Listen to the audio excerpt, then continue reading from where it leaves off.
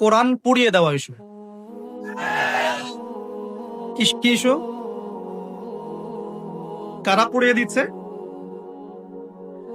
আমরা মুসলিমরা কি কখনো অন্য কারো ধর্মগ্রন্থ পুড়িয়ে দিয়েছি?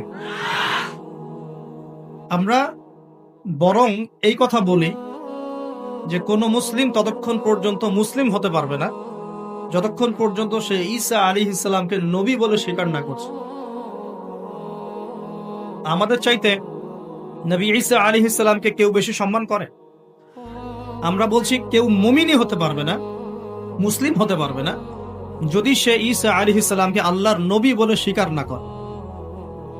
এখন তার অনুসারীর দাবিদাররা তাহলে কেন কোরআন পুড়িয়ে দিচ্ছে?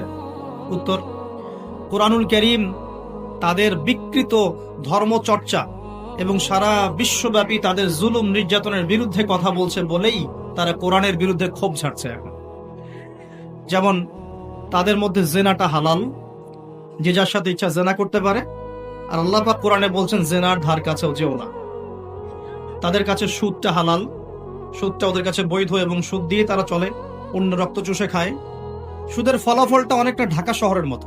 কিসের মতো? একটা অংশ দেখবেন দিন দিন রিচ হচ্ছে, দিন দিন রিচ থেকে রিচার হচ্ছে একটা অংশ, আর একটা অংশ দিন দিন প্রভার্টি এবং ডেস্টিটিউশনের মধ্যে যাচ্ছে। প্রত্যেকটা বড় বড় শহরের এই চিত্র। সুদের মধ্য দিয়ে সারা বিশ্বের একটা অংশের মানুষ দিন দিন ধনী হয়েছে। সবার ক্ষতি হয়নি, কিন্তু ধনীরা আরো ধনী হয়েছে, আর গরিবরা দিন দিন তাদের অর্থ সম্পদের মান হারিয়েছে, তাদের অধিকার হারিয়েছে, তাদের জীবনযাত্রার মান কমে গেছে, প্রভার্টি এবং ডেস্টিটিউশনের মধ্যে চলে গেছে দরিদ্ররা। তারা এক কথায় বলতে পারি দাসত্বের শৃঙ্খলে আবদ্ধ হয়েছে, অর্থনৈতিক দাসত্বের শৃঙ্খলে আবদ্ধ হয়েছে। এটা ব্যক্তি থেকে শুরু করে সমাজ, কোন কোন ক্ষেত্রে রাষ্ট্র পর্যন্ত দাস হয়ে গেছে। আপনারা কি শ্রীলঙ্কার কথা জানেন? দেশটা যে দেউলিয়া হয়ে গিয়েছিল, কেন হয়ে গেছে? মূল কারণটা কি? দুইটা কারণ। মূল কয়টা কারণ?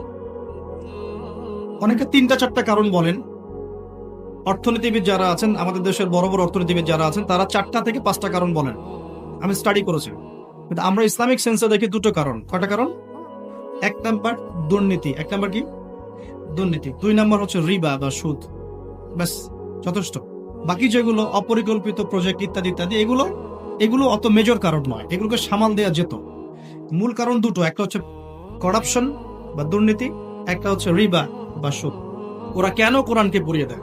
কারণ কোরআন এর বিরুদ্ধে কথা বলছে, কোরআন এই সুদের বিরুদ্ধে কথা বলছে, কোরআন জেনার বিরুদ্ধে কথা বলছে, কোরআন এইসব করাপশনের এগেনস্টে কথা বলছে। এবং কোরআন বলছে যাররা পরিমাণ জুলুম যদি কেউ কারো উপর করে, তারও শাস্তি তাকে ভোগ করতে হবে। একজন মানুষ বা একটা জাতি যদি অন্য কোনো জাতির উপর সামান্য জুলুমও করে, সেই শাস্তি আল্লাহ পাক তাকে ভোগ করাবেন কি করাবেন না? এবং সারা বিশ্বের দিকে তাকিয়ে দেখেন যে সারা বিশ্বের প্রত্যেকটা সেক্টরে তাদের জুলুম চলছে কি চলছে না? চলছে কি না? এই কারণেই তারা কোরআনের বিরুদ্ধে এত ক্ষোভ।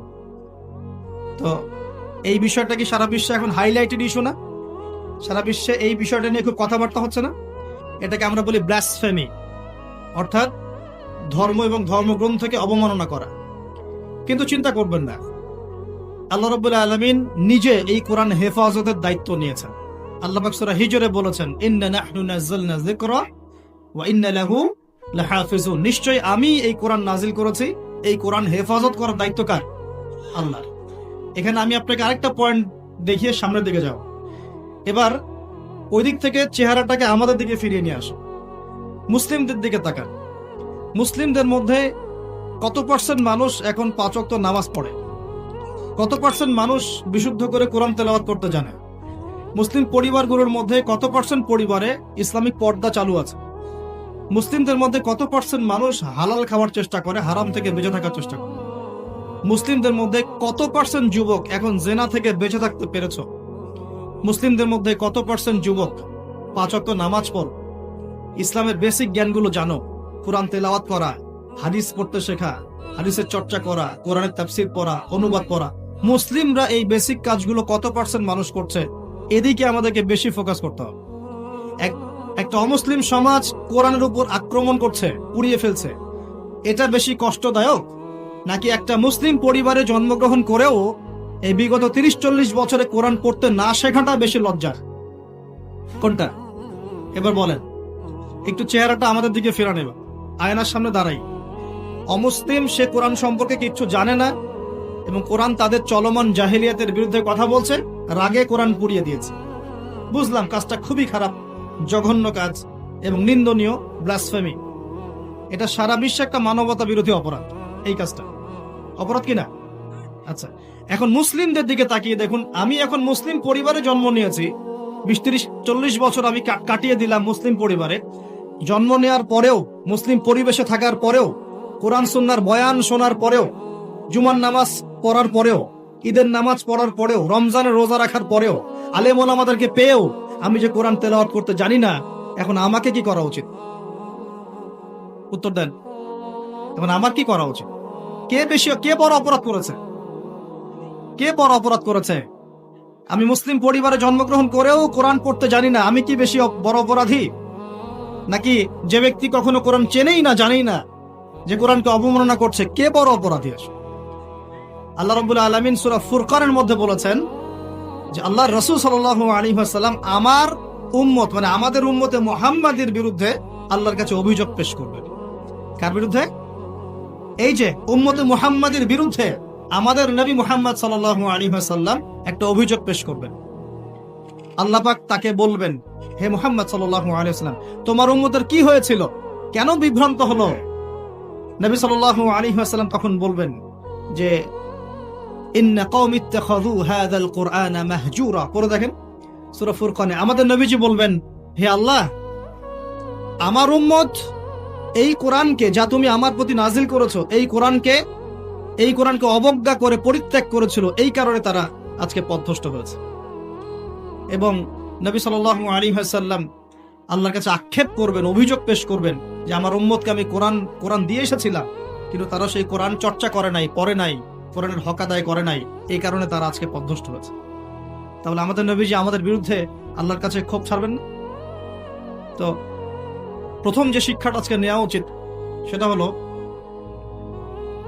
বিশ্বে যা যা ঘটছে এই সব বিষয়গুলোর সাথে আমাদের শেষ জামানো সম্পৃক্ত, এবং প্রত্যেকটা বিষয়ের গভীরে যাওয়ার জ্ঞান আমাদের অর্জন করা উচিত এবং দৃষ্টিভঙ্গি প্রশস্ত করা উচিত।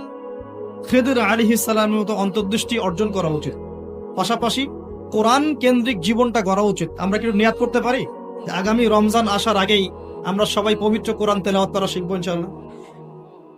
এখানে কি এমন কোন ব্যক্তি আছেন যিনি পবিত্র কোরআন বিশুদ্ধ করে তেলাওয়াত করতে জানেন না? এমন কেউ আছেন? লজ্জার কিছু নয়। আছেন কি কেউ? থাকতে পারে। আবার এমন কি কেউ আছেন যে কোরআন তেলাওয়াত করেন কিন্তু আপনার সন্দেহ হয় যে আমি কতটুকু শুদ্ধ পড়ছি, কতটুকু ভুল? এমন কি কেউ আছেন? আছেন। আবার এমনও কি কেউ আছেন যে কোরআন কখনোই আলিফ বা তাসা পড়ে দেখেন নাই? কেউ আছেন? আছেন কি? হয়তো বা আছেন। আরেকটা কথা বলি, এমন কি কেউ আছেন যে কোরআন পড়তে জানেন, মুখস্থও করেছেন মাশাআল্লাহ কিছু দূর, কিন্তু কোরআনের অর্থ বোঝেন না? এমন কেউ আছেন? আচ্ছা, তাদের জন্য আমি জাস্ট একটা সুসংবাদ দেব। ইনশাআল্লাহ তাআলা আল্লাহ পাক যদি সবকিছু ঠিকঠাক রাখেন, রমজানের 30টা দিন অনলাইনে আমি 1 থেকে 2 ঘন্টা করে ক্লাস নিব ইনশাআল্লাহ। এবং এই 2 ঘন্টায় দুটো জিনিস শেখানো হবে। এক, যারা পবিত্র কোরআন একদমই তেলাওয়াত করতে পারে না, উইদিন 1 মান্থ তারা কোরআন তেলাওয়াত করা শিখবে ইনশাআল্লাহ। আমি শেখাবো ইনশাআল্লাহ, আপনাদের শিখবেন ইনশাআল্লাহ। একটা কোর্স।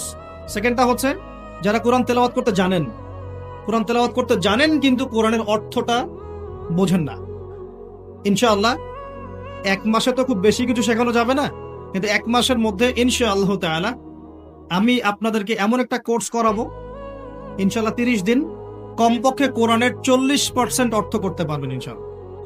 বলবেন যে 1 মাসে কিভাবে সম্ভব? হ্যাঁ সম্ভব, যদি আমি আপনাকে পথ দেখিয়ে দেই এবং আপনি এই জ্ঞানটা অর্জন করে বাকি সারাটা বছর চর্চা করতে থাকেন এবং স্থানীয় ওলামায়ে কেরামদের সাথে সম্পৃক্ততা রাখেন, মাদ্রাসার সাথে সম্পৃক্ততা রাখেন, আপনি পারবেন ইনশাআল্লাহ। ট্রাই করবেন ইনশাআল্লাহ। শুধু তাই না, এই দ্বিতীয় যে কথাটা বললাম, এর সাথে আপনি নামাজে কি পড়ছেন এটার সম্পূর্ণ অর্থও শিখবেন ইনশাআল্লাহ। পাশাপাশি দৈনন্দিন যে দোয়া কালামগুলো, এগুলোর অর্থ শিখবেন ইনশাআল্লাহ। পাশাপাশি আপনি তুলনামূলক আরবি ব্যাকরণ শিখবেন এবং কোরআনিক গ্রামার শিখবেন, কোরআন থেকে গ্রামার। যেমন একটা এক্সাম্পল দিই সামনে যাই। সূরা ফাতিহা সবার মুখস্থ আছে না? সূরা ফাতিহার মধ্যে মোটামুটি ভাবে দেখা যায় 15-20টা কিন্তু শব্দ আছে, ঠিক আছে? এই 15-20টা শব্দের অর্থ এবং গ্রামার যদি আপনি জানেন এবং বোঝেন, তাহলে আপনার জন্য সুসংবাদ হচ্ছে এই যে সূরা ফাতিহার এই শব্দগুলো কোরআনে বারবার ঘুরে ঘুরে ঘুরে প্রায় 7,800 বার রিপিট করা হয়েছে। কতবার? 7,800 বার। এটা আপনিও সার্চ করে দেখতে পারেন, এখন অনেক মেথড চলে আসছে। 7,800 বার কোরআনের এই শব্দগুলো, সূরা ফাতিহার এই শব্দগুলো বারবার ঘুরে ঘুরে ঘুরে কোরআনে এসেছে 7,800 বার। তার মানে সূরা ফাতিহার অর্থ যে জানে, সে কোরআনের কমপক্ষে 7,800টা শব্দের অর্থ জানে। কথা বুঝতে পারছেন? এভাবে কোরআনে বাছাইকৃত এমন 125টা শব্দ আছে। কয়টা? মাত্র 125টা এমন শব্দ আছে যেগুলোর অর্থ, ব্যাকরণ এবং আমরা বলি যে ট্রান্সফরমেশন, মানে একটা শব্দ থেকে আরো অনেকগুলো শব্দ তৈরি করার ফর্মুলা বা সূত্র, এগুলো যদি জানা থাকে, আপনি কোরআনের 125টা শব্দ কোরআনে ঘুরে ঘুরে এসেছে 40,000 বার। কতবার? 40,000 বার। বিশ্বাস করতে কষ্ট হচ্ছে, জানি এই কথাগুলো হয়তো নতুন মনে হতে পারে, কিন্তু এটা এখন রিসার্চ, এখন নতুন নতুন অনেক মেথড চলে আসছে। 40,000 বার, 40,000 বার এই শব্দগুলো রিপিট করা হয়েছে। এখন কোরআনে মোট শব্দ কত? মোট শব্দ হচ্ছে 78,000। কত হাজার? 78,000 বা 77,800টা। এক্স্যাক্টলি হচ্ছে 77,800টা। অ্যাপ্রক্সিমেটলি বললে 78,000, 78,000। এগুলোকে আবার আপনি 3 ভাগে ভাগ করে ফেলতে পারবেন। একগুলো হবে নাউন্স, যেগুলো আমরা নাউন বলি, যা দ্বারা করে নাম বোঝায়, যেটা আমরা বিশেষ্য পদ বলি, যেমন আল্লাহ একটা নাউন, ইব্রাহিম একটা নাউন। ইসম, ইসম আরবিতে আমরা বলি কি? ইসম। জিবরিল, মিকাল, ইসমাইল, ইসহাক, ঠিক আছে, মুহাম্মদ, এগুলো সব নাউন্স। এরকম একগুলো শব্দ পাবেন। এগুলো কি বোঝার কিছু আছে না মুখস্থ? এগুলো তো আপনি সহজেই অর্থকালী মুখস্থ করতে পারবেন।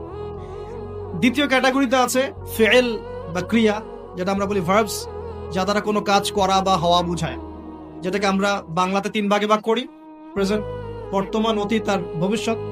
আবার ইংরেজিতে প্রেজেন্ট, পাস্ট, ফিউচারে ভাগ করি, কিন্তু আরবিতে মাত্র 2 ভাগে ভাগ করা হয়। কয় ভাগে? 2 ভাগে। একটা হচ্ছে ফেলে মাজি, মানে অতীতকালীন ক্রিয়া, আর একটা হচ্ছে ফেলে মুদারে, মানে বর্তমান প্লাস ভবিষ্যৎকালীন ক্রিয়া। এটা ট্রান্সফরমেশন, মানে একটা শব্দ থেকে আপনি এখানে প্রায় প্রচুর শব্দ তৈরি করতে পারবেন। একটা ওয়ার্ড থেকে আপনি আস্তে আস্তে আস্তে আস্তে দেখবেন অনেকগুলো ওয়ার্ড তৈরি করতে পারবেন।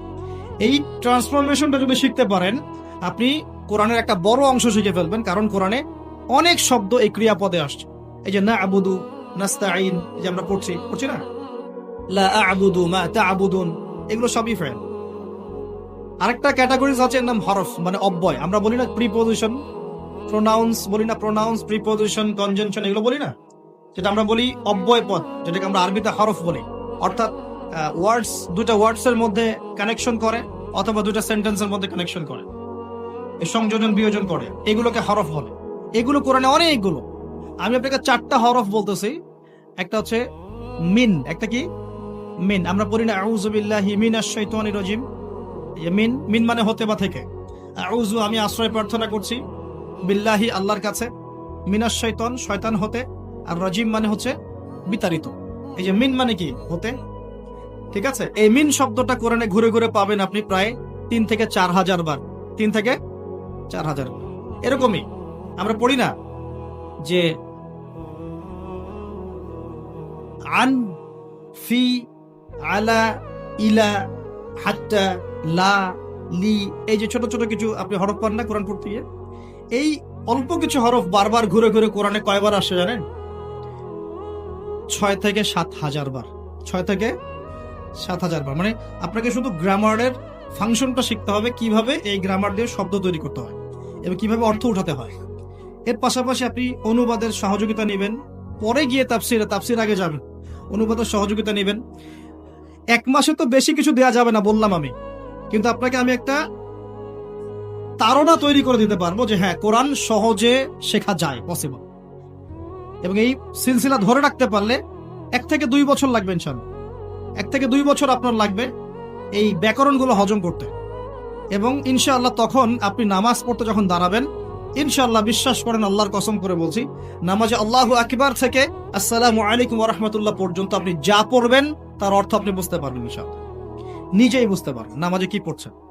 এই জিনিসগুলোর অভাব আছে বলেই, এগুলোর ঘাটতি আছে বলেই আমরা ইবাদত করি, কিন্তু ইবাদতের স্বাদ পাই না। ইবাদত করি ঠিকই, ইবাদতটা মজা পাই না, ফিল করতে পারি না। এবং নামাজ পড়ি, মনোযোগ থাকছে না, নামাজের দ্বারাই কি পড়ছি বুঝতে পারছি না।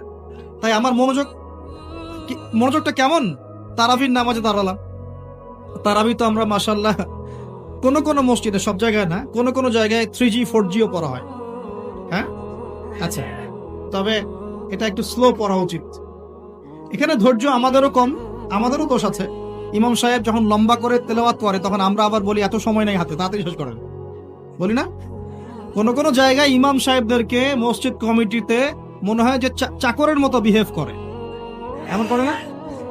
অথচ ইমাম সাহেব হচ্ছেন মসজিদের নেতা, সমাজের কি, সমাজের নেতা। তো তাকে তার জায়গায় সম্মান দিতে হবে। আল্লাহ পাক তৌফিক দান করুন। তো আমরাই কিন্তু দোষী, আমরা ফোর্স করি তাড়াতাড়ি শেষ করেন, হাতে সময় কম, মার্কেটে যাওয়া লাগবে, ওয়াইফ অপেক্ষা করতেছে, ঈদের শপিং করতে হবে, তাই না? রমজান নিয়ে আমি একটু পরে একটু কথা বলবো, কিছু কথা আছে রমজান নিয়ে, খুব গুরুত্বপূর্ণ কথা, খুবই গুরুত্বপূর্ণ। আমার মনে হয় যে এই কথাগুলো এই সিজনে হয়তো আপনারা অন্য কোনো লেকচার বা মাহফিলে শোনেন নাই। রমজান নিয়ে কিছু কথা আছে। আগে এই জায়গায় বলি যে তারাবিতে আমরা অনেক কিছু পড়ি, কিন্তু তারাবি নামাজটার শেষে আপনি যে আব্দুর রহমান এদিকে ডাকেন, যেটা জিজ্ঞাসা করেন যে ভাই আব্দুল্লাহ, আপনি তারাবি নামাজ পড়লেন, কত রাকাত পড়ছেন? 20 রাকাতই পড়ছি, মাশাআল্লাহ, ওকে ফাইন। আচ্ছা, রাকাত সংখ্যা ঝগড়া নিয়ে আমি কথা বলতে যাচ্ছি, ঠিক আছে?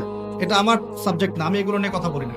এটা মুফতি সাহেবরা বুঝবেন, ইমাম সাহেব মুস্তাহিদ যারা তারা বুঝবেন। তো কি পড়লেন ভাই? হ্যাঁ, তারাবির নামাজ পড়লাম, কত রাকাত? হ্যাঁ, পুরা 20 রাকাত পড়ছি। তো তেলাওয়াত কেমন ছিল, নামাজে কেমন মনোযোগ ছিল?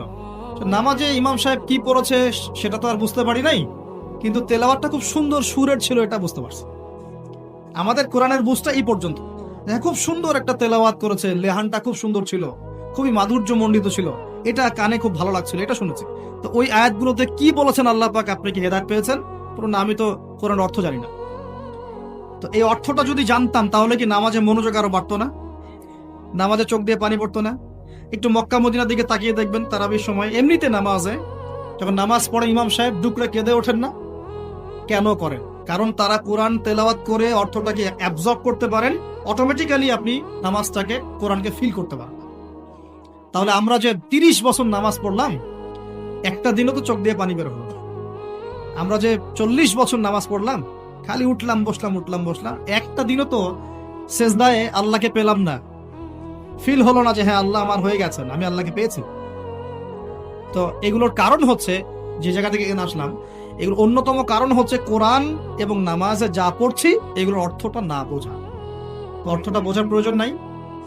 রমজান মাসে নিয়াত করেন, যারা কোরআন একদমই তেলাওয়াত করতে পারেন না, কোরআন তেলাওয়াত করা শিখবেন ইনশাআল্লাহ। উইদিন এ উইক, এক সপ্তাহের মধ্যেই একটা পোস্ট চলে যাবে ইনশাআল্লাহ।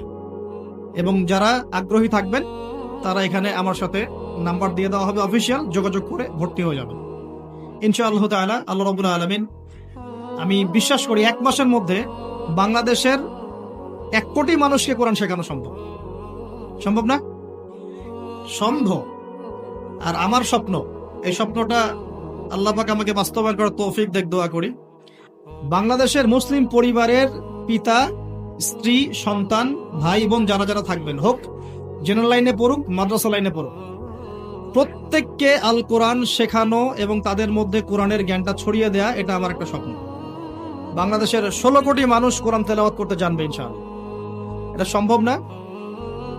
16 কোটি মানুষের ভোটার আইডি কার্ড আছে? নাই? নাই? আছে কি নাই? আদমশুমারি করা যায়? সমস্ত মানুষের হিসাব রাখা যায়? সমস্ত মানুষের এনআইডি কার্ড করা যায়? সমস্ত মানুষকে একটা নিয়মের আওতায় আনা যায়? সমস্ত মানুষের ফিঙ্গারপ্রিন্ট নেওয়া যায়? যায় না? সমস্ত মানুষকে ক্লাস 5 পর্যন্ত পড়ানো, প্রাথমিক শিক্ষা নিশ্চিত করা যায়? সমস্ত মানুষকে কি মার্কসও পড়ানো যায়? যায়? সমস্ত মানুষকে কোরআনও শেখানো যাবে ইনশাআল্লাহ। যাবে না ইনশাআল্লাহ? আল্লাহ পাক তৌফিক দান করুন। এবং বাংলাদেশের প্রত্যেকটা জেলায়, বাংলাদেশের প্রত্যেকটা বড় বড় জেলায়, যেটা আমাদের বিভাগীয় জেলা বলি, এই জেলাগুলোতে একটা করে এমন প্রতিষ্ঠান থাকতে হবে যে প্রতিষ্ঠানে একদম প্লে থেকে মাস্টার্স পর্যন্ত একদম এই পুরো সিলেবাসের মধ্যে চলমান জেনারেল সিলেবাসের সাথে ইসলামিক নীতি নৈতিকতা এবং কোরআন সুন্নাহর জ্ঞানকে একত্রিত করে ইনশাআল্লাহ একটা কনস্ট্রাকটিভ সিলেবাসে পড়াশোনা করাতে হবে। ইনশাআল্লাহ পারা যাবে। প্রত্যেকটা জেলায় একটা করে এমন যদি মার্কাজ থাকে, দেখবেন সমাজের হালত চেঞ্জ হয়ে গেছে ইনশাআল্লাহ। নাকি আমরা সবাই এখন উল্টাপাল্টা মতবাদগুলি পড়াশোনা করব? আমাদের সন্তানদেরকে কি আপনি আস্তিক বানাতে চান না নাস্তিক বানাতে চান? আমাদের সন্তানদেরকে কি আপনি আল্লাহওয়ালা বানাতে চান, আল্লাহ থেকে দূরে সরাতে চান? তার উদ্যোগ গ্রহণ করতে হবে। একমুখী শিক্ষা এই যুগে যথেষ্ট নয়। আপনি জেনারেল লাইনে পড়াশোনা করছেন করেন, কিন্তু এই জেনারেল লাইনের জ্ঞানটাই এই যুগে যথেষ্ট নয় চলার জন্য। আপনাকে ইসলামিক জ্ঞানের প্রয়োজন আছে। আবার একই সাথে আপনি শুধুমাত্র ইসলামিক জ্ঞান নিয়ে পড়ে আছেন, জেনারেল উপকারী জ্ঞানগুলো নিচ্ছেন না, তাহলে আপনি কোরআন সুন্নাহকে হাতে নিয়ে ওদেরকে চ্যালেঞ্জ করতে পারবেন না। ওদেরকে চ্যালেঞ্জ করতে হলে এই জ্ঞানগুলোকে সমন্বয় করে আপনাকে সিলেবাস লঞ্চ করতে হবে। এটার জন্য খুব বেশি খাটনির প্রয়োজন নাই। খুব যে চেঞ্জ করতে হবে সবকিছু এমন না, জাস্ট এই দুটোকে একটু সমন্বয় করতে হবে। এই সমন্বয় করার জ্ঞান কিন্তু শুধু আমার আছে আপনাদের নাই এমন নয়, এই জ্ঞান অনেকেরই আছে। শিক্ষা নিয়ে যারা ভাবেন তারা অনেকেই এটা করতে ক্যাপেবল, তারা পারবেন। একটু যদি চেষ্টা করেন পারবেন। এই চেষ্টাটা এখন একটা বড় চ্যালেঞ্জ। জ্ঞানের ক্ষেত্রে এই বিপ্লবটা ঘটানো এখন একটা বড় চ্যালেঞ্জ আমাদের ফিউচারের জন্য। যদি এখন আমরা এই জিনিসগুলো করতে ব্যর্থ হই, আগামী 20-30 বছর পর দেখবেন, আল্লাহ না করুক, এমন প্রজন্ম চলে আসবে যে বলবে যে আল্লাহ কি, আমি তো চিনি না। নাউজুবিল্লাহ। আমরা কি এটা চাই? আর শুধু আমরা যারা মাদ্রাসা মসজিদের সাথে সম্পৃক্ত, আমরাই কি ইসলাম নিয়ে চলবো, না এই জেনারেল ভাইরাও চলবে?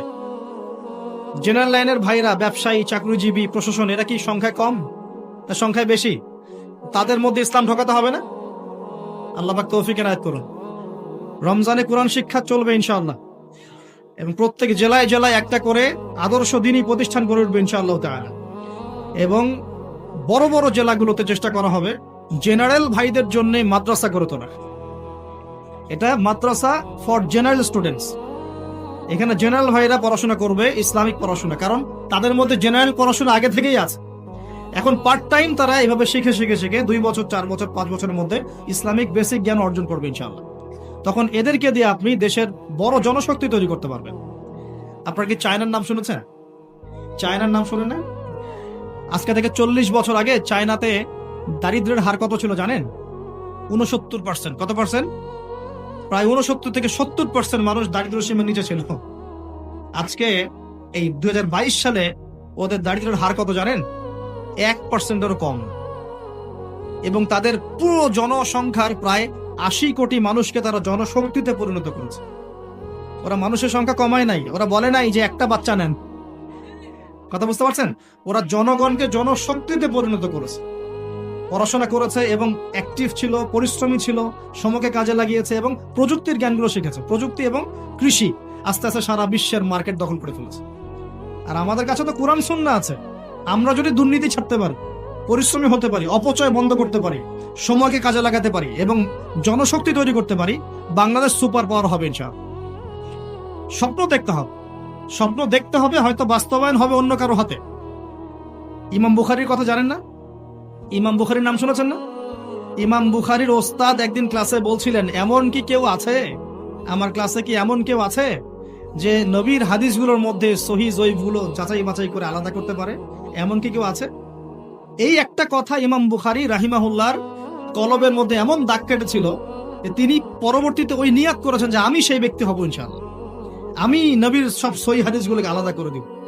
দেখেন, পরে ইমাম বুখারী রাহিমাহুল্লাহ তার যে কিতাব তিনি সংকলন করেছেন, এই কিতাবটা কি কিয়ামত পর্যন্ত অমর হয়ে আছে না? অতএব আমাকে করতে হবে জরুরি না। যদি এই থটস গুলো আপনাদের মধ্যে চলে যায়, পরবর্তীতে কেউ যদি এগুলো বাস্তবায়ন করে তাও চলবে ইনশাআল্লাহ।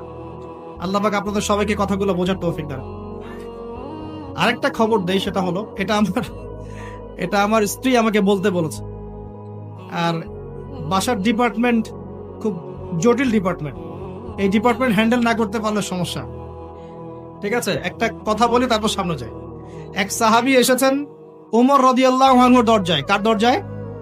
ওমর রাদিয়াল্লাহু আনহু তখন আমিরুল মুমিনিন। আমিরুল মুমিনিন তো বোঝেন, পুরো অর্ধবিশ্বের শাসক তিনি। এতটুকু রাষ্ট্রের না, অর্ধবিশ্বের শাসক। তো ওই সাহাবী এসে ঘরের কাছে দাঁড়িয়ে আছেন, একটা বিচার নিয়ে আসছেন। কি নিয়ে আসছেন? বিচার। দাঁড়িয়ে আছেন আছেন আছেন, আর ভিতর থেকে কিছু শব্দ শোনা যাচ্ছে, কিছু উচ্চ শব্দ শোনা যাচ্ছে। তো অনেকক্ষণ পর আমিরুল মুমিনিন গেট খুলে বের হয়ে বলছেন, কি সমস্যা, কি জন্য আসছো, কি প্রয়োজন, কি হাজাত? তিনি বলছেন, ইয়া আমিরুল মুমিনিন, আসলে আমি যে বিষয়ে অভিযোগ করতে আসছিলাম, তা আমি দেখলাম যে আমার অবস্থা আপনার চেয়ে ভালো, এই জন্য আমার অভিযোগের দরকার নেই। বুঝতে পারেননি? তখন আমিরুল মুমিনিন তিনি বলছেন যে আসলে দেখো, আমাদের স্ত্রীরা, তাদেরকে আমরা আল্লাহর কাছে একটা বড় বিশাল একটা অঙ্গীকার দিয়ে গ্রহণ করি। তারা আমাদের সন্তান ধারণ করে, আমাদের বাসা দেখাশোনা করে, খাবার দাবার তৈরি করে, কাপড় চোপড় ধোয়, সে আমার অনেক কাজ করে। এই কারণে মাঝে মাঝে তারা যদি একটু রাগ টাক ঝাড়ে, তখন একটু সবর করে শুনতে হয়। এটা কে বলছেন? আমিরুল মুমিনিন, যিনি এক হুকুম দিলে পারস্য দখল হয়ে যায়, একটা হুকুম দিলে রোমান সাম্রাজ্যের পতন ঘটে যায়, সে আমিরুল মুমিনিন বাসায় এইরকম অবস্থা আছে। তো ওই জন্য বললাম যে বাসা ঠিক থাকলে আসলে সব ঠিক। তো বাসাকে ঠিক রাখার স্বার্থে যেহেতু এটা দেখবে আবার, সে কারণে একটু বলতে হচ্ছে। রিকোয়েস্ট করেছে এটা যে আপনাদের এই মিরপুরেই ইনশাআল্লাহ তাআলা একটা বালিকা মাদ্রাসা গড়ে উঠছে ইনশাআল্লাহ, মেয়েদের মাদ্রাসা। সেটা সম্পূর্ণ আমার স্ত্রী চালাবেন ইনশাআল্লাহ তাআলা, একদম গোড়া থেকে নিয়ে আস্তে আস্তে পর্যায়ক্রমে দাওরা হাদিস পর্যন্ত। এবং সেখানে ক্লাসিক্যাল যে সিলেবাস, এর পাশাপাশি জেনারেল শিক্ষিত দিনী বোনদের জন্য বোথ অনলাইন এবং অফলাইনে কিছু ডিপ্লোমা কোর্স চালু করা হয়েছে, ইসলামিক ডিপ্লোমা কোর্স। যেমন 6 থেকে 1 বছরের মধ্যে তারা 5টা থেকে 6টা সাবজেক্ট পড়বে, যেমন আকীদা, যেমন হাদিস, কুরআন তেলাওয়াত, রাসূলের জীবনী, ইসলামের ইতিহাস এবং ফিকহের মাসালাগুলো। এভাবে বইগুলো ভাগ করে দেওয়া হবে, সাবজেক্ট ভাগ করে দেওয়া হবে, অনলাইন অফলাইন বোথ, দুটোতেই তারা ক্লাস করতে পারবে। এভাবে 6 মাস 1 বছরের কিছু কোর্স তারা চালু করেছে। এটা অ্যানাউন্স করতে আমাকে বলা হয়েছে। আপনাদের মা বোনদেরকে যদি পাঠাতে পারেন সপ্তাহে 2 দিন 3 দিন করে, ইনশাআল্লাহ তাআলা তারা কিছু দিনের জ্ঞান শিখে বাসায় ফিরবে ইনশাআল্লাহ। এই বিষয়টা বলার জন্য রিকোয়েস্টেড ছিলাম আমি বলতে পেরে আমার ভালো লাগছে, আলহামদুলিল্লাহ। আমরা দোয়া করি আল্লাহ পাক এমন কোর্সগুলো প্রত্যেকটা মাদ্রাসায় চালু করার তৌফিক দেন। এখানেও মাদ্রাসা আছে শুনেছি আমি, আপনাদের মাদ্রাসার উদ্যোগে ক্লাসিক্যাল যে ধারায় চলছে এটা চলুক, পাশাপাশি জেনারেল ভাইদের জন্য ডিপ্লোমা কোর্স চালু করেন, পাশাপাশি নৈশকালীন কোরআন শিক্ষা চালু করেন, পাশাপাশি একটু দাওয়াতের মেহনত করেন। মানে শুধু মাদ্রাসায় গতানুগতিক পড়াশোনাই হবে, নট নেসেসারি, কিছু ইনোভেটিভ চিন্তা করেন, আমাদের পড়াশোনার চিন্তা করেন। যদি প্রত্যেকটা মাদ্রাসায় জেনারেল শিক্ষিত ভাইদের জন্য 2-3 বছরের কোর্স চালু করা হয়, জেনারেল ভাইরা 3 বছর পর ইসলাম শিখতে পারবেন। আমি বলছি না তারা মুফতি হয়ে যাবে, আমি বলছি না তারা একদম মুহাদ্দিস হয়ে যাবে, কমপক্ষে কোরআন তো তেলাওয়াত করা শিখবে, আরবি ভাষা তো শিখবে, কমপক্ষে আকীদার কিছু মৌলিক জ্ঞান তো শিখবে, নবীজির 40টা হাদিস তো কমসে কম শিখবে, ফিকহের কিছু জ্ঞান শিখবে, রাসূলের জীবনী শিখবে, ইসলামের ইতিহাস তো শিখতে পারবে। এবং এগুলো লঞ্চ করলে দেখবেন আপনারা জায়গা দিয়ে কুল পাবেন না। হাজার হাজার জেনারেল শিক্ষিত ভাই মুখিয়ে আছে এমন কিছুর জন্য। আল্লাহ পাক আমাদের মাদ্রাসা পরিচালকদেরকে বোঝার তৌফিক দিন। এমন একটা অবস্থা দেখবেন আপনি, নগ্নতাকে প্রগতি মনে করা হচ্ছে। তাহলে পশুর চেয়ে কোন জায়গায় আমরা উত্তম হলাম, আর কিভাবে আমরা সামাজিক জীব হলাম? কিছু মানুষ পর্দা করবে, পর্দা করা তার মৌলিক অধিকার না? আমি আমার গঠনটাকে আবৃত করে রাখবো, আমি কি পোশাক পরে আবৃত করব, এটা তো আমার ব্যক্তি স্বাধীনতা, আমার ব্যক্তি স্বাধীনতা। আমি কোন পোশাক পরে আমার গেটআপটাকে আবৃত করব, এবং আবৃত করার ব্যাপারটা হতে হবে শালীন, যাতে হিজাব বা পর্দা বজায় থাকে, রুচিকর হয়, মানুষের চোখে দৃষ্টিকটু না হয়। আবৃত করার অর্থ তো এই নয় যে গেঞ্জি আর জিন্স পরে আমাকে আবৃত করতে হবে। এটা কি আবৃত করা হলো? যখন আপনি গেঞ্জি জিন্স পরছেন তখন কি আবৃত হলো? আমি মেয়েদের কথা বলছি। তো তারা যখন পূর্ণ হিজাব পরছে, এটা ওর ব্যক্তি স্বাধীনতা, ওর ইচ্ছা। এটা আমি যদি আমার দেহের অঙ্গ প্রত্যঙ্গ কাউকে দেখাতে না চাই, তাহলে আপনি কি আমাকে ফোর্স করবেন না নগ্ন হয়ে দেখাও? এখন যারা আবৃত করতে চাচ্ছে তাদের দিকে পুরো বিশ্ব বাঁকা চোখে দেখছে, আর যারা নিজেদের দেহের অঙ্গ প্রত্যঙ্গ সবার সামনে খুলে দিচ্ছে, এরা নাকি অগ্রগতি প্রগতির ধারক বাহক। এখন আপনি বলেন যে আমাদের মানসিক অবস্থা কি মানুষের জায়গায় এখনো আছে না পাশবিক জায়গায় আসছি আমরা? অ্যামাজন বনের যারা কাপড় পরতে পারে না, ছাল বাকল পরে থাকে, ওরা আমাদের চেয়ে বেশি সভ্য না? তাহলে ওরা বেশি সভ্য না? ওদের তো কাপড়ই নাই, এই জন্য পরে না। আর আমাদের কাপড় আছে। কাপড় না পরাটা কি উন্নত সভ্যতার চিহ্ন, নিদর্শন? ধর্মের বিষয়টাতে পরে আসেন। একটা রুচিকর পোশাকের কথা বলছি, রুচিকর পোশাক। একটা রুচিশীল নারী অলওয়েজ কি করবে? তার পুরো দেহ আবৃত করবে না? যার মাথায় পশুত্ব ঢুকেছে এ হয়তো করবে না। এখানে একটা সমাজের মধ্যে কি পোশাকে নারীরা চললে সমাজের বিশৃঙ্খলা হবে না, এটা সবচেয়ে ভালো জানেন সমাজের স্রষ্টা। সমাজের স্রষ্টা আল্লাহ রাব্বুল আলামিন। সমাজের ইলাহ কে? আল্লাহ। আল্লাহই ভালো জানেন কি করলে সমাজ ঠিক থাকবে, সমাজ ব্যালেন্স থাকবে, সমাজের মধ্যে ফাসাদ সৃষ্টি হবে না।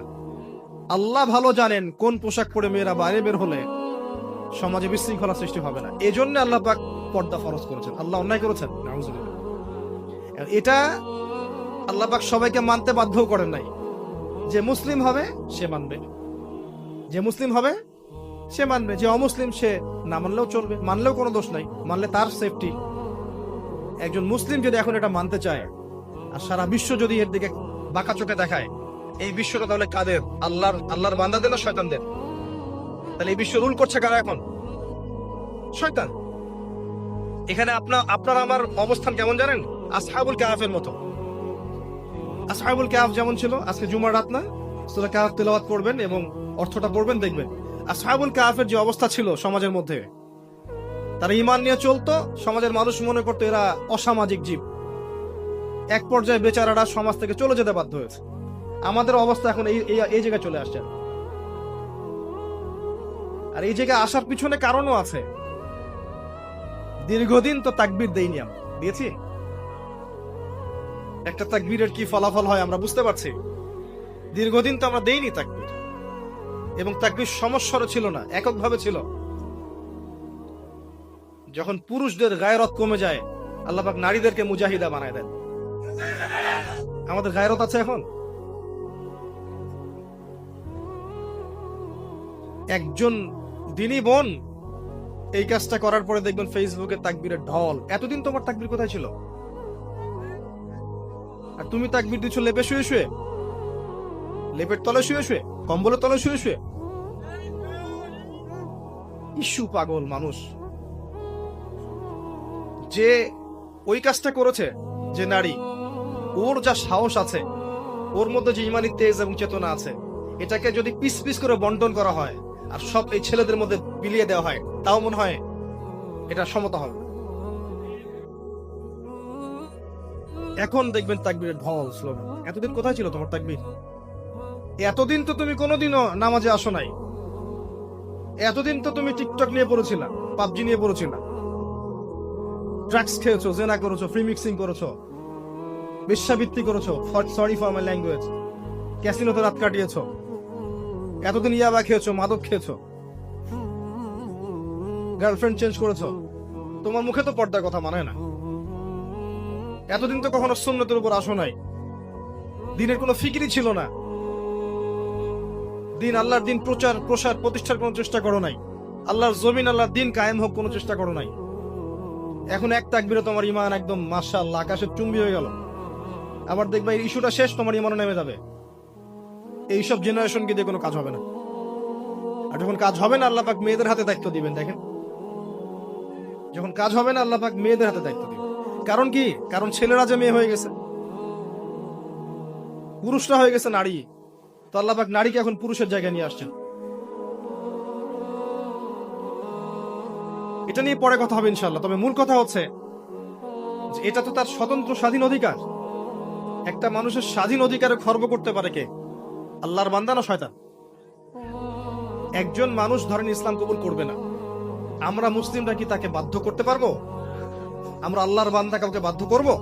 করবো না। সে তার প্রতিফল নিয়ে আল্লাহর সাথে সাক্ষাৎ করবে। নাকি ওর গলায় তরোয়াল চালিয়ে আমি বলবো যে ইসলাম কবুল করো? বলবো? কখনো বলবো না।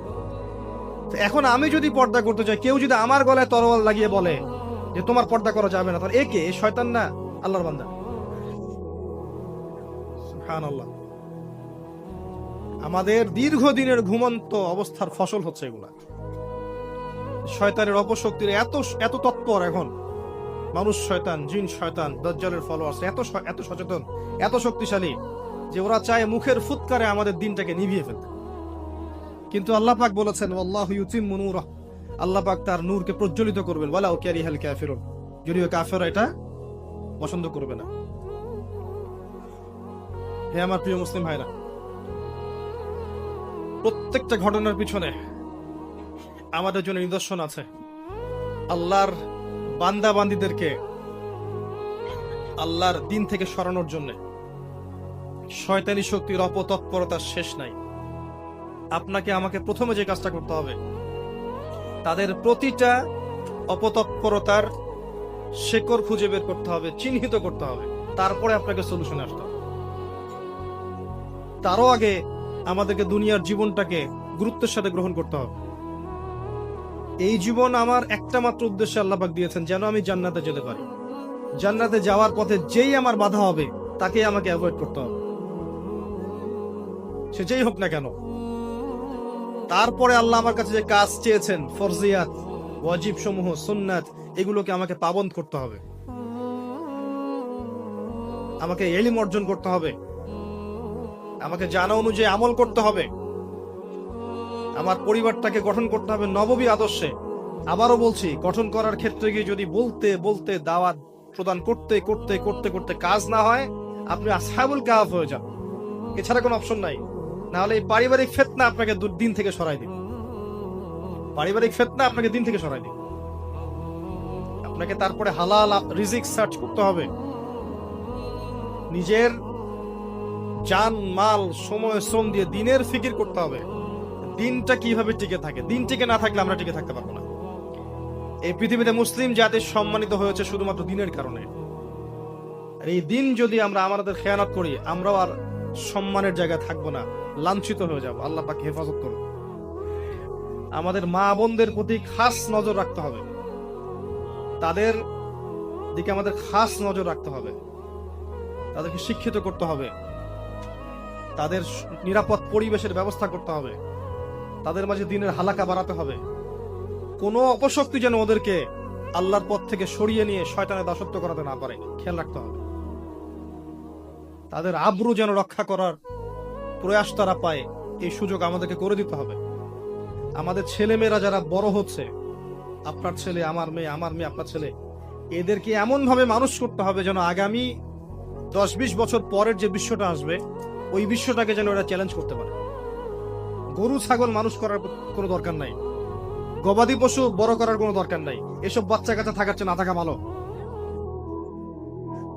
প্রত্যেকটা ঘরে ঘরে একটা করে ইসমাইল তৈরি করেন, প্রত্যেকটা ঘরে ঘরে একটা করে ইসমাইল তৈরি করেন, একটা করে খালিদ তৈরি করেন, একটা করে ওমর তৈরি করেন। বাচ্চা একটা নেন, একটাকে ওমর বানান। প্রয়োজনে একটা নেন, একটাকে ওমর বানান।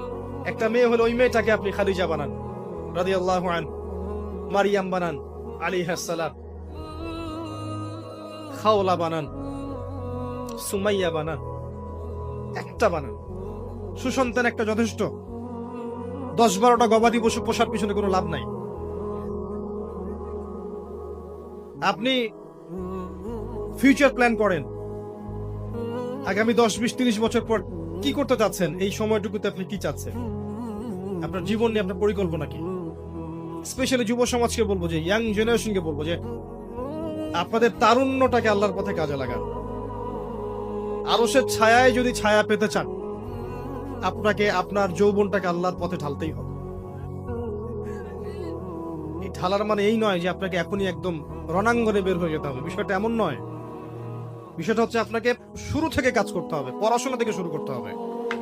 পড়াশোনা, আমল, আকীদা, মানহাজ শক্ত করা, তারবিয়াত, প্রশিক্ষণ, আপনার কি বলবো, হালাল রিজিক, আদর্শ পরিবার, জানা অনুযায়ী আমল, দিনের ফিকির করা, দিন নিয়ে কোনো প্রজেক্ট করা।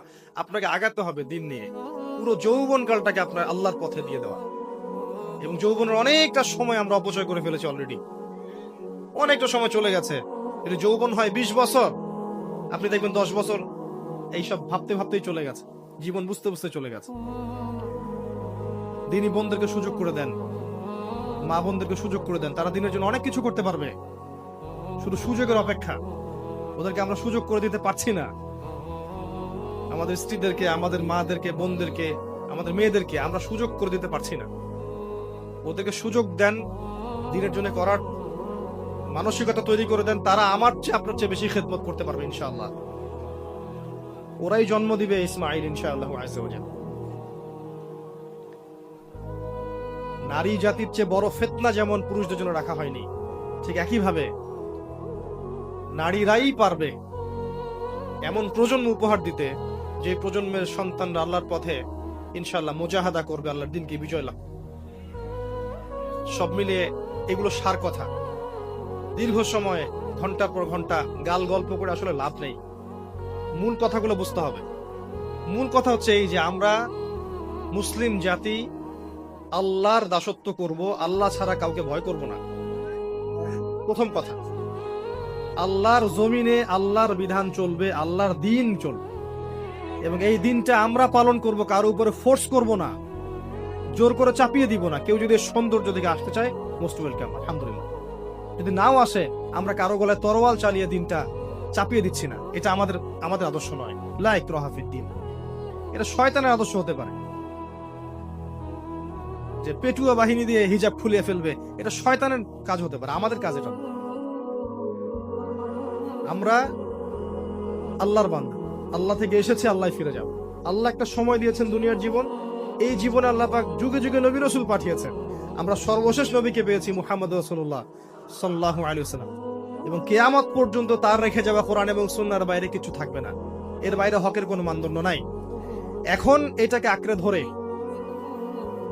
আল্লাহর দিনটা নিজে পালন করা, নিজের পরিবারের মধ্যে সাধ্যমতো চেষ্টা করা, প্রতিষ্ঠা করার। যদি না হয়, বারবার বলছি, একা থাকবেন। পরবর্তী প্রজন্মকে মানুষ করা, এগুলোকে আঁকড়ে ধরে একটু হালাল খাওয়া, দুনিয়ার বিষয়গুলোকে কমিয়ে এনে দিনের প্রচার প্রসার প্রতিষ্ঠার যে আত্মনিয়োগ করা, এবং উম্মার সমস্যাগুলোকে ফাইন্ড আউট করা, সলিউশনের চেষ্টা করা, যার যার জায়গা থেকে চেষ্টা করা। আল্লাহ পাক কোরআনে বলেছেন, ইন তানসুরুল্লাহ ইয়ানসুরকুম, তিনি তখনই তোমাদেরকে সাহায্য করবেন যখন তোমরা আল্লাহর দিনকে সাহায্য করবে। এমনি এমনি সাহায্য আসবে না। ইন্নাল্লাহা লা ইউগাইয়িরু মা বিকওমিন হাত্তা ইউগাইয়িরু মা বিআনফুসিহিম। আল্লাহ পাক কোন কওমের অবস্থা ততক্ষণ পরিবর্তন করেন না যতক্ষণ না ওই কওম তার অবস্থা পরিবর্তনের চেষ্টা করে। আর আমরা মুসলিমরা উগ্র নই, আমরা সন্ত্রাসী নই। আমরা উগ্র নই, আমরা সন্ত্রাসী নই। আমার হচ্ছে নম্র, ভদ্র, বিনয়ী মানুষ পৃথিবীতে পাওয়া যায়। হ্যাঁ, যুগে যুগে যখনই মাজলুম হয়েছে মুসলিমরা, তখন অস্ত্র ধরেছে। আর মাজলুম অবস্থায় অস্ত্র ধরার অধিকার মুসলিমদের ছিল, এটা অন্য বিষয়। কিন্তু মিডিয়ার এই কারসাজির মধ্য দিয়ে এই শয়তানের দোসর যারা আছে, এদের সারা বৈশ্বিক এই প্রোপাগান্ডার কারণে ইসলামকে জঙ্গিবাদের ধর্ম, সন্ত্রাসীদের ধর্ম বলার কোনো কারণ নেই। ইসলাম সাম্য আর মানবতার ধর্ম। এখানে সমস্ত বিষয়ের সমাধান আপনি পাবেন ইনশাআল্লাহ আযজা ওয়া জাল্লা। আল্লাহ থেকে এসেছি, আল্লাহ ফিরে যাব। মাঝখানের সময়টুকুতে আমাদেরকে আল্লাহর দাসত্ব করতে হবে। দাসত্ব করার মানদণ্ড কোরআন এবং সুন্নাহ, এবং রোল মডেল ওই যে মুহাম্মদ সাল্লাল্লাহু আলাইহি ওয়াসাল্লাম। ফলো করেন, নিজে পালন করেন, পরিবার এস্টাবলিশ করার চেষ্টা করেন। আপনি আপনার সাধ্যমতো সমাজে দাওয়াতি কাজ করেন। উগ্র হবেন না এবং শৈথিল্যতাবাদীও হবেন, দুটোই হওয়া যাবে। একদম গা ছাড়া দিয়ে শৈথিল্যতাবাদী হয়ে যাবেন এমনটা হবেন, উগ্রতা হোক, মধ্যমপন্থী থাকেন। দিনের বেসিক বিষয়গুলো পালন করেন, অন্যকে পালন করতে উদ্বুদ্ধ করেন। নিজের জান, মাল, ইজ্জত, সময়, শ্রম যা আছে এটাকে দিয়ে আল্লাহর পথে একটু চেষ্টা করেন। বিশেষ করে আমাদের যুব সমাজ, আমাদের মা বোনরা এবং আমাদের পরবর্তী প্রজন্ম যারা আসছে, এই তিনটা জেনারেশনের দিকে বেশি ফোকাস করেন। তাদেরকে আল্লাহর পথে ফিরিয়ে আনার চেষ্টা করেন, সঠিক দিন বোঝানোর চেষ্টা করেন, এবং আমাদের ওলামায়ে কেরামের জন্য বেশি বেশি দোয়া করেন। কিন্তু ওলামায়ে কেরামের মধ্যে আল্লাহ পাক পরিপূর্ণ দিনটাকে দান এবং তাদেরকে দীর্ঘ নেক হায়াত দারাজ করেন, বাঁচিয়ে রাখেন, সমাজের খেদমত করার তৌফিক দান করেন। যাবতীয় দৃশ্য অদৃশ্যের বিপদ আপদ থেকে, ফিতনা ফাসাদ থেকে আল্লাহ পাক যেন আমাকে এবং ওলামায়ে কেরাম সবাইকে হেফাজত করেন, যাতে করে তারা দীর্ঘ সময় পর্যন্ত মানুষকে দিনের সঠিক কথাগুলো বলতে পারে। এবং আল্লাহ পাক যেন তাদের মধ্যে ঐক্য আগে দান করেন। যখন তারা ঐক্যবদ্ধ হবে, দেখবেন ইনশাআল্লাহ জনগণ অটোমেটিকলি ঐক্যবদ্ধ হয়ে গেছে। এবং আগামীর যে সময়গুলো আসছে আরো ফিতনাময়, আরো ফাসাদময়, এগুলোতে আরো চ্যালেঞ্জিং হবে জিনিসগুলো। ঈমান ধরে রাখা, নামাজ পড়া, তাওহীদে থাকা, সুন্নতে থাকা, পর্দা ধরে রাখা আরো বেশি কষ্টকর হবে। একটা এক্সাম্পল দিয়ে শেষ করছি। অবস্থা এমন এবং অবস্থা হতে পারে এমন, আপনাদের সাগরের পারে চোরাবালি আছে, মনে করেন একটা দেহ চোরাবালিতে পড়ে গেছে। এখন প্রথমে তার টাকনু পর্যন্ত ডুবে গেছে। এখন সে নড়াচড়া করছে এখান থেকে বের হওয়ার জন্য। আশপাশে অনেক মানুষ, এই মানুষগুলো বলছে নড়াচড়া করো না, যদি নড়াচড়া করো তাহলে আরো ডুবে যাবে। কথা বুঝতে পারছেন? সে নড়াচড়া করা বন্ধ করে দিল এবং আশপাশের মানুষ তার হাত ধরে তাকে টেনে তুললো না, বরং আশপাশের মানুষ তাকিয়ে তাকিয়ে একটা তামাশা দেখলো এবং তাকে বলল নড়াচড়া করো না। সে নড়াচড়া করলো না। কিছুক্ষণ পরে আস্তে আস্তে আস্তে আস্তে তার হাঁটু পর্যন্ত ডুবে গেল। অটোমেটিকলি, নড়াচড়া না করলেও তো ডুবে না?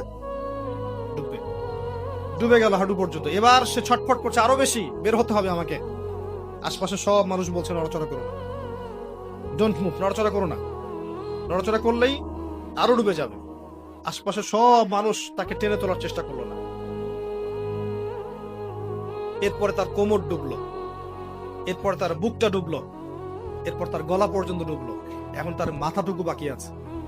এই মাথাটুকু আপ্রাণ চেষ্টা করছে কিভাবে এখান থেকে বের হওয়া যায়, যান বাঁচানো যায় কিভাবে। এখনো আশপাশে সব মানুষ দাঁড়িয়ে বলছে নড়াচড়া করো, নড়াচড়া করলে যতটুকু বেঁচে আছো এতটুকু থাকতে পারবে। এই অবস্থায় যদি সে আরেকটু কাল বিলম্ব করে, আজ হোক আর কাল হোক, তার ওই মাথাটুকু ডুবে যাবে ইনশাআল্লাহ। এই হচ্ছে বর্তমান পরিস্থিতিতে মুসলিমদের অবস্থা। কে ওই দেহটাকে টেনে বের করবে? কাদের এই হিম্মত আছে? কারা সেই মানুষ যারা এই প্রায় ডুবে যাওয়া দেহটাকে টেনে তুলবে এই বিশ্বের মধ্যে? এর চেয়ে ভালো কোনো এক্সাম্পল আমার কাছে জানা নাই। এই যে এক্সাম্পলটা দিয়েছি আমি আপনাদের সাগর পাড়ে গিয়ে শিখেছি। আমার কাছে নিজেকে মনে হচ্ছিল এমন যে আমার অবস্থা হয়তো এমন। একটাই আওয়াজ, নড়াচড়া করো না। নড়াচড়া করলে যতটুকু বাকি আছে এইটুকু ডুবে যাবে। এইটুক আজ না হোক কাল ডুবেই যাবে। যদি শুরুর থেকে নড়াচড়া করত এবং শুরুর থেকে সবাই যদি তাকে হেল্প করত এবং তাকে টেনে তোলার চেষ্টা করত, আজকে ওই উম্মার অবস্থা এমন হতো না। এই করতে করতে করতে করতে আজকে আমাদের এই অবস্থা হয়েছে। আপনারা ফিকির করেন কিভাবে ওই প্রায় ডুবে যাওয়া শরীরটাকে বের করবেন। আমার কোনো ক্ষমতা নাই। যতটুকু ছোট্ট ভাঙাচোরা ইলম কালাম আছে এর মধ্যেও আমি 100% কখনো দিতে পারি না।